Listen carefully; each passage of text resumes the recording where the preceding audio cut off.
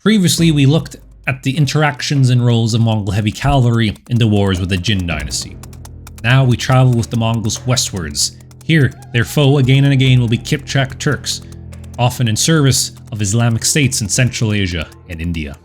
As the Mongols moved west, the cavalry they encountered remained highly influenced by steppe forms of warfare, mounted archers in varying degrees of armour.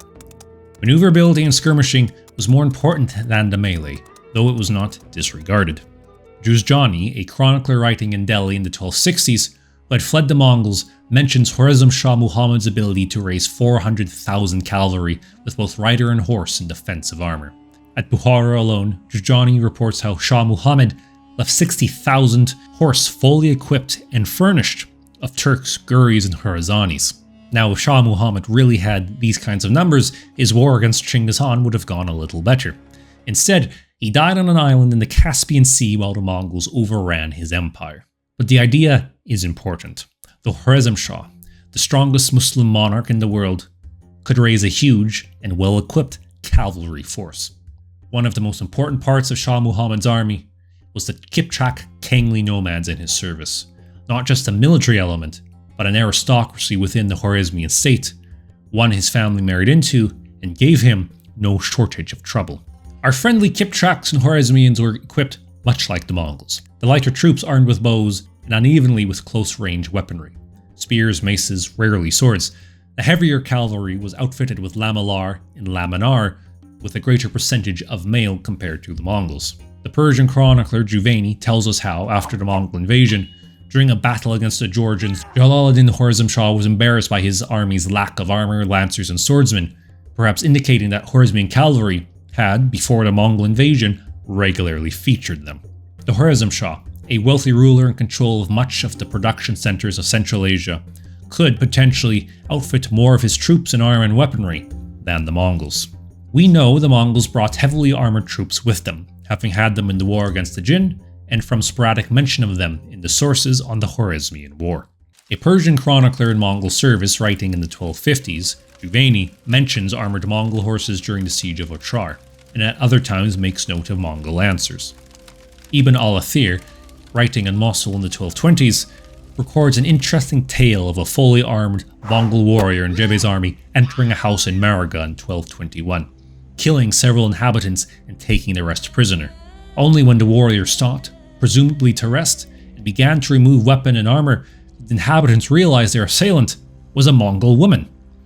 And then they rose up and killed her. In 1238, during the Tarabi revolt around Bukhara, Juvaini says Tarabi's followers were foolish, going up against the Mongols while unarmoured.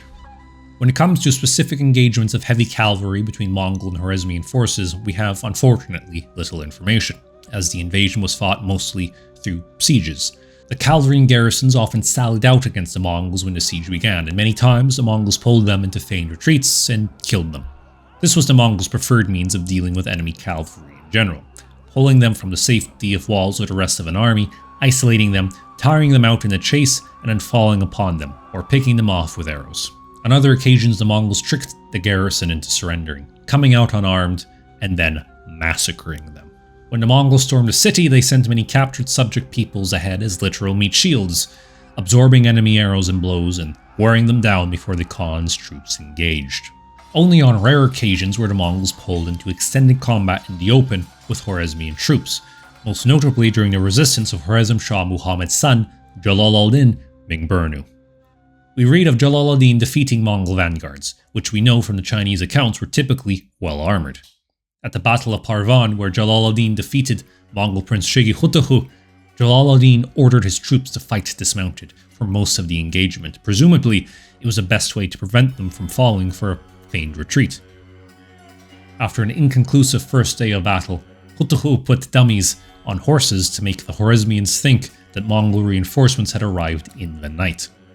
Juvaini reports that when the Khwarezmians noticed this the next day, some of Jalal ad-Din's commanders were unnerved and wished to flee, but Jalal ad-Din held firm and again made his troops fight dismounted. Juvaini then says how Shengwu put his most elite troops on his right wing and charged the Khwarezmian left, composed mainly of Turkmen and Khalaj. I suspect Hutuhu tried to do a repeat of the maneuvers of Jebbe and Mukhali against the Jin, sweeping away a demoralized foe with a sudden charge of heavy cavalry. But Jalal ad-Din Mingburnu was made of sterner stuff. Once more, he ordered his troops to fight dismounted and stand their ground. Juvaini writes how their skilled archery pushed back the advance of Hutahu's elite troops, foiling their charge against a concentrated barrage of arrows. After this setback, Hutahu began to withdraw, only for Jalal ad-Din's troops to mount up and pursue. Perhaps this had been just a feigned retreat, for the Mongols then turned about and countercharged into Jalal ad-Din's cavalry. This killed hundreds of Jalal ad-Din's men, but he personally led a final charge that forced the Mongols back. Thus, Jalal ad-Din scored the greatest and final Khwarezmian victory of the invasion. At the Battle of Parwan, what we see are elements of the same maneuvers the Mongols pulled off successfully elsewhere. Only here, Shigi Hutahu misjudged his foe and timed his maneuvers poorly. Jalal ad-Din, for all his faults, was utterly fearless, with an army large enough to absorb blows. Against him, Hutahu was simply outplayed, outmatched. Unfortunately, after the victory, Jalal ad-Din's generals began fighting over the loot, leading to half of his army abandoning him, while Chinggis Khan advanced against him. The result was a battle on the Indus River which, despite a fierce effort, ended with Jalal ad-Din riding his horse off of a cliff and into the river, ultimately to flee into India. Though Chinggis Khan chose not to invade India in 1221, sending only a few armies in pursuit of Jalal ad-Din, attacks on the subcontinent began in earnest under his successors. By the 1240s, the Mongol Empire and Delhi Sultanate fought over the Punjab and Sindh. The sources say little on the composition of these Mongol forces, particularly in the later 13th century. The assumption is that these attacks in the late 13th century by the Karahunas and the Chagatai Khanate were rather lightly armoured. But we get a different story for the soldiers of the Delhi Sultanate. While Delhi's elephants capture the most attention and could be armoured, they don't tend to be deciding factors in battle. Instead, more weight should be given to the mainly Kipchak, Kongli, and other Turkic-speaking peoples, so as Mamluks or Gulams to Delhi, or coming to Delhi as refugees fleeing the Mongols. There is fairly regular mention of the Delhi Sultans armouring them as well. From Sultan Balban in the mid-13th century through to the Khalji dynasty and Tugluks, we have numerous mentions of the Delhi Sultans fielding thousands of skilled, well-armoured cavalry who were again horse archers. While Mongol failures in India are often attributed to heat and humidity, skilled defense by the Delhi Sultans who spent huge sums on construction of forts, maintenance of garrisons, and fielding and equipping of great armies was key to success. A success which was often narrowly won, as seen in the 1303 siege of Delhi.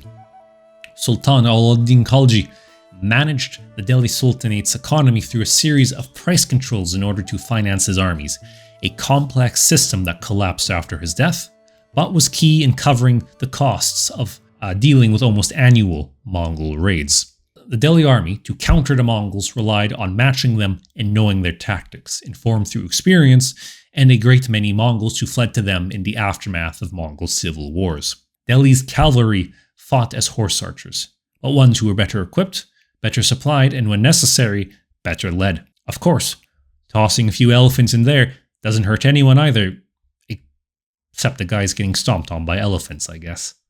Having looked at the combat between Mongols and Kipchak Konglis across Khwarezm and India, how did the Kipchak fare in their homeland in the Eurasian steppes, in the so-called Cuman-Qipchaq Confederation?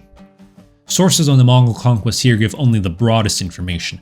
The general image in both textual sources and archaeology is that extensive armor was very rare among Cumans and Kipchaks. There is so far no evidence that they wore lamellar, but organic-based leather and padded armors are feasible.